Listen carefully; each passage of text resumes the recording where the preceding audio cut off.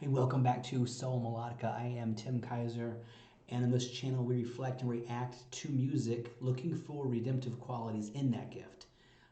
If this is your first time joining me, thank you so much for stopping by. If you've been here for before, thanks for returning. And if you are a subscriber, thank you so much for subscribing, and your partnership is truly appreciated. Today, I'm going to go way back and do a song that's not really popular. Hopefully, some of you will hear this song and listen to it at least for the first time.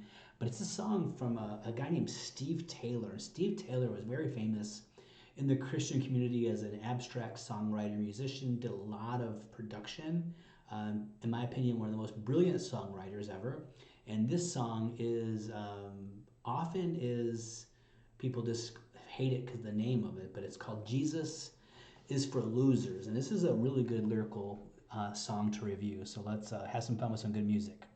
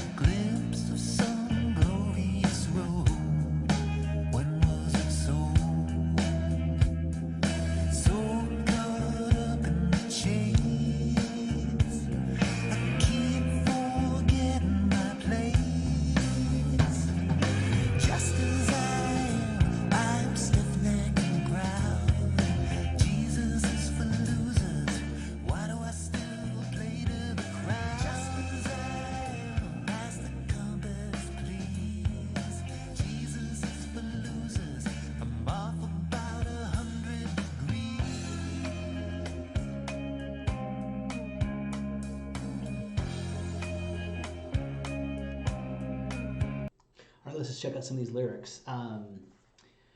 If I was driven ahead by some noble ideal, who took the wheel? If I was given a glimpse of some glorious road, when was it sold? So caught up in this chase, I keep forgetting my place. Just as I am stiff-necked and proud. Jesus is for losers. Why do I still play to the crowd? So I love that line. It's like, stiff-necked and proud. Stiff-necked's an old word that was used in the Bible. It's kind of like, you know what? You got to have your own way. You got to do your own thing. You just can't, you refuse to follow God and do what he says. And our pride gets in the way, thinking that that we think we're good enough to earn heaven and that we're just pretty good people. And if you've been in this channel before, you heard me say a bazillion times that that's just not the case. Although most of us aren't murderers or despots or tyrants, we still aren't. We still have a lot of work to do, and the gift of salvation is how we get to heaven. So, yeah, let's just keep going. This is good stuff.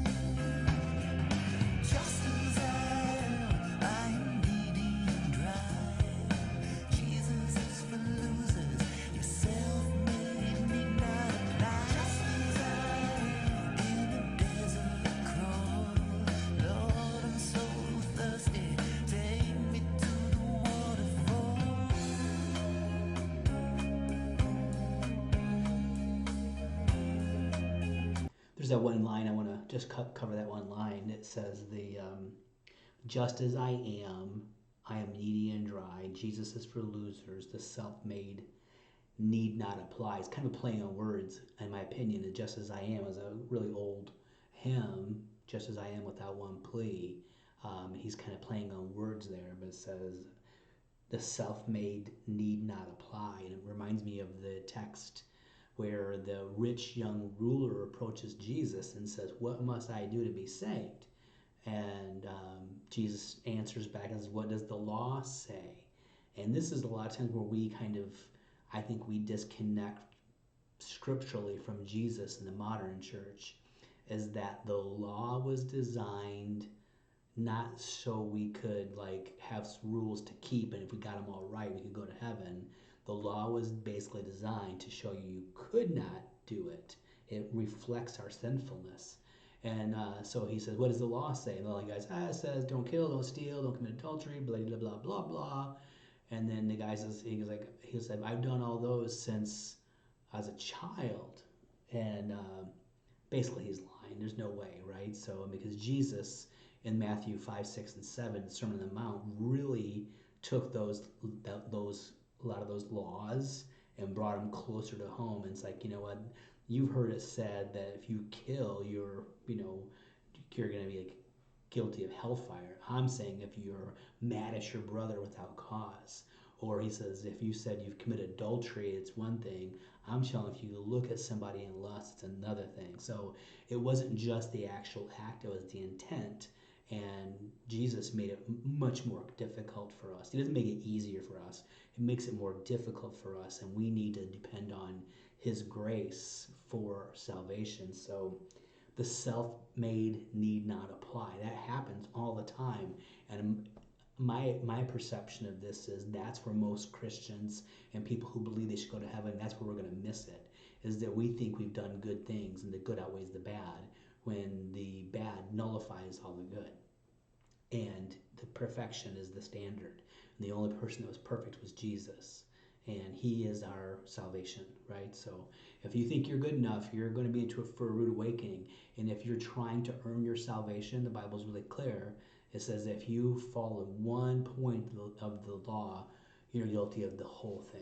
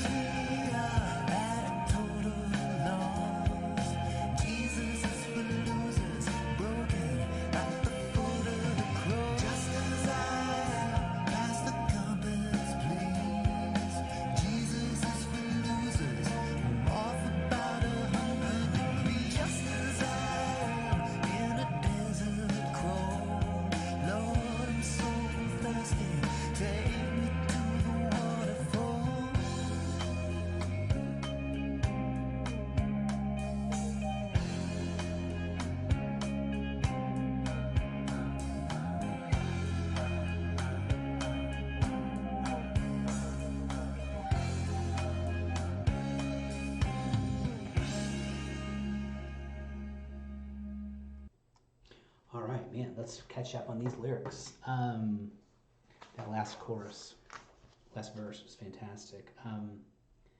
And if you're certain your life is some cosmic mistake, why do you shake?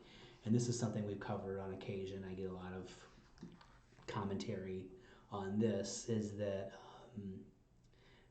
my take is that people who believe just that it's impossible that God exists, that Jesus exists, that the earth was created by some freak accident. I think that's lazy scholarship, and it's just buying into everything you've heard without doing all the hard work yourself. And I think eternity is way too important to be lazy. And I mean, there's tons tons of evidence pointing to a creator and to a creation being done by intelligent design and not some just random problem, right, that happened. Yeah, and then and if you're certain the faith is some know-nothing mask, why do you still ask? I like this line though. The we don't grade here on a curve. We both know what you we both know what we deserve. And that, I think that line just beautifully sums up redemption from Christ, because you're in a class and there's always that one smart kid that's nearly perfect, and then everyone else is really bad. Then the curve is set by that one smart kid. But if we're all just kind of, everyone's kind of, oh, it's kind of bad, and then I'm not as bad as them. It's like the whole idea, you're racing down the highway. And for a long time I lived in Illinois, and there's a Highway 88, and it's usually not a lot of traffic on there. People fly down that road. And if you ever see a police officer pull somebody over, they had to be clipping 80, over 80, easily, because you can just fly down that road. But say if you're going 80 and they pull you over, kind of like, what about everybody else? The cop's like, I pulled you over. So it's like there's no curve here, right? So we both know what we deserve, and the truth is, I get that. We'll know that at the end, because our minds will be opened, and sin won't be pressuring us, and all we'll see is the person of Christ and his greatness and his beauty, his majesty, and what he's done for our lives. And it's gonna be too late then. So, and it's not. Here's the crazy part: is God expects everything from us.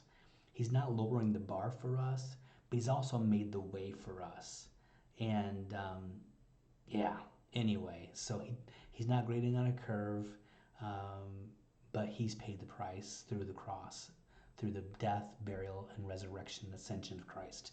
And we simply have to put our faith in that completed work, and then all you gotta do is give your life to him totally.